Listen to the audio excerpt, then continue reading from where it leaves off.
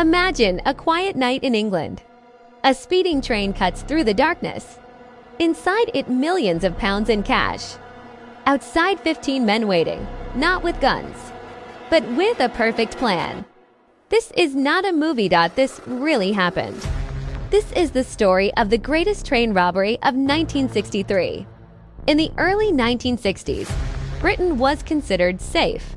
Crime existed, but nothing on this scale had ever happened. Every night, the Royal Mail train traveled from Glasgow to London, carrying letters, parcels, and huge amounts of cash for banks. Security was minimal. No one imagined criminals would dare stop a train.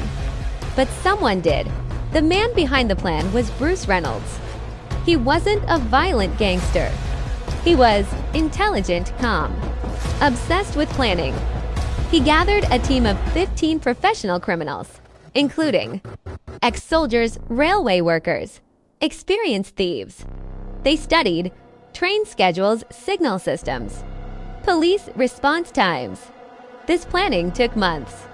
The 8th of August 1963 to 3 a.m. The train approached Sears Crossing, Buckinghamshire. Suddenly, red signal light. The driver, Jack Mills, slowed the train and stopped. He had no idea. The signal was fake. As Jack Mills stepped down to check the signal, he was struck on the head with a metal bar. This single moment shocked Britain. Jack Mills survived but never fully recovered. The criminals had crossed a line. The robbers entered the train. Their plan was simple: detach the cash car, drive it to a quiet bridge, load the money into trucks. But something went wrong. The replacement driver could not operate the train, so they forced the injured Jack Mills to drive it. Finally, they reached Glasgow Bridge. Inside the mail car were 120 bags of cash. Total amount stolen, £2.6 million. Over £50 million today. The entire robbery took just 15 minutes. No alarms. No police. No gunshots. They disappeared into the night. They played cards, ate food, played Monopoly using real money. When police found the farmhouse days later, fingerprints were everywhere. Food wrappers, cups, board games. The perfect crime was collapsing. Britain was furious. This wasn't just theft. This was an attack on the nation. Police launched one of the largest manhunts in UK history. Slowly, one by one, the robbers were arrested. Evidence piled up. The sentences shocked everyone. Some criminals received 30 years in prison. Why so harsh?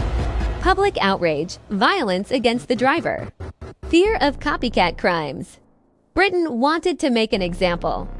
Bruce Reynolds, the mastermind. He escaped for 5 to cross Mexico, Canada, France. He lived quietly with his family.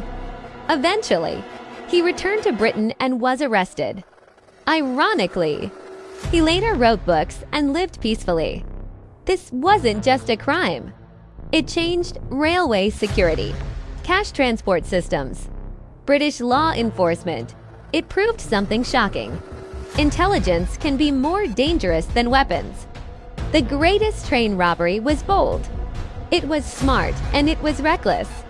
A crime that lasted 15 minutes, but became immortal in history.